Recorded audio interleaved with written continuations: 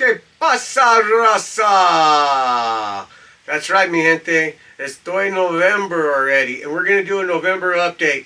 And I got us here in the studio, and I have the fish tank to show you guys the experiments that we do around here for aquaponics. And we're using the fish waste to grow these other plants. And then we'll go outside and show you what we're doing in the front and back. So we're always propagating plants. So whenever we got extras, we got cuttings, we stick them in a jar, put them in the window with some water, we get some roots, and we got more plants.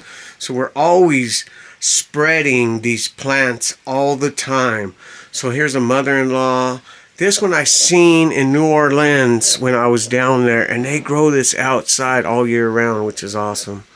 So right here we have some goldfish in here. We got some catfish. And up here, this is barely touching the water. This is growing aloe vera, spider plant, some of that vining plant, scallions. This is a herb vegetable right here.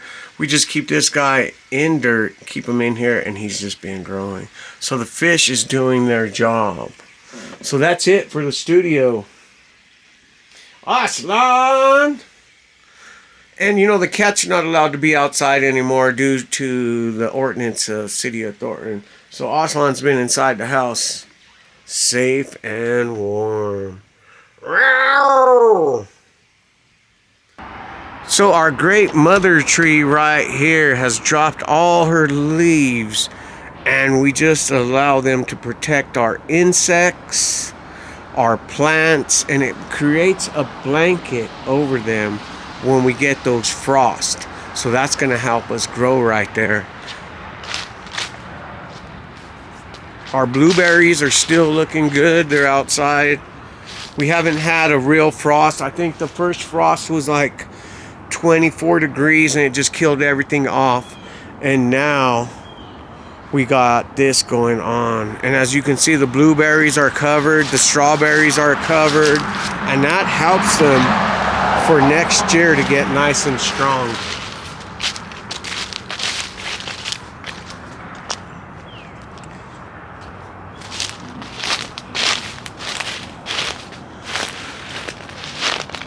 Now we don't like messing with the sunflower seeds. As you can see, we just left them out and the birds will take care of them and they get food for the winter. And we also like to give them water. And when we make this living barrier, there it is. It caught all the leaves, and this will be the nutrients all year round as the water deteriorates it. And next year I'll pick it up and it'll become more compost. And it's captured all over. And it protects our strawberries, our herbs. As you can see, it's protecting our strawberries right here. Protecting our trees. Now we got strawberries, we got scallion seeds, and we save these seeds. As you can see, these seeds right here, look at that. Oh yeah. And those will grow more next year, and they're abundant. So if you want things that come back every year in Colorado, that's what you want. And there's our sage. Our pumpkins are doing fine outside. They're not growing, they're just an ornamental that we grew this year. And look at our aloe vera. It still hasn't died off.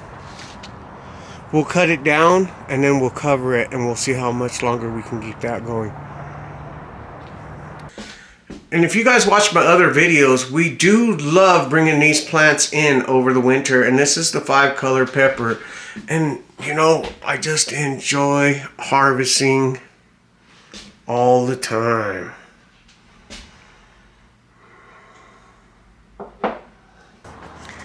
So when growing through the winter, we like to do a couple of things. And we have frost covers, but we haven't got there yet. And we also have a secondary plastic, and then we have our greenhouse covers. And this green one, the greenhouse broke. And now we're using it to protect and give us a little bit longer growing time. And let's look inside there real quick.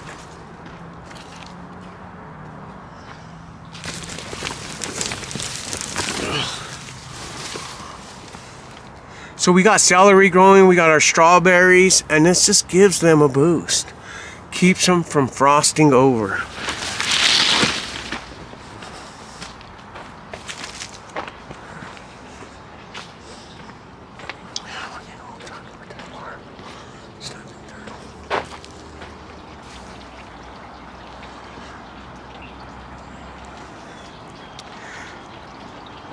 Now this canopy greenhouse comes from Eagle Peak, and I think it was about $200, and this will be protecting Squirtle over the winter. And we've had Squirtle now for 5 years.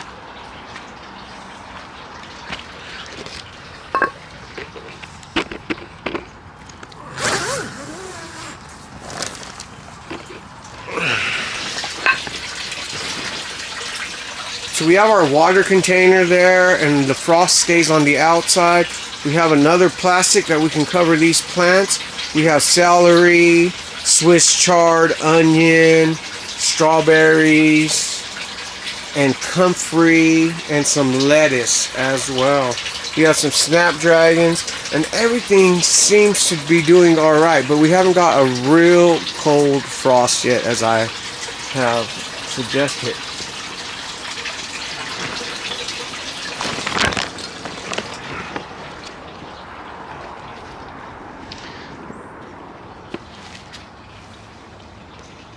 Now, if you're in Colorado, celery just spreads by itself. And these are our hardy vegetables that we're trying to maintain. And in nonsense gardening, we just throw seeds out there and then we get volunteers the next year. So as you can see, celery has been our winner for this year. And as you can see, the different color between the soils, look how dark this is, and this is from our compost, which I always tell you guys is the fundamental to our growth and our success of prolific gardening. But now look at that color. Now that is the clay color, and it's a gray. Now if you want prolific and you want things growing big and beautiful and large harvests, this is the soil, and it all starts with the fundamental of composting all your waste. Well, we're going to wrap it up here at La Casa de Blonde. And we'll be doing some future videos here of Comida al Fuego. So make sure that you guys are paying attention. Fuego!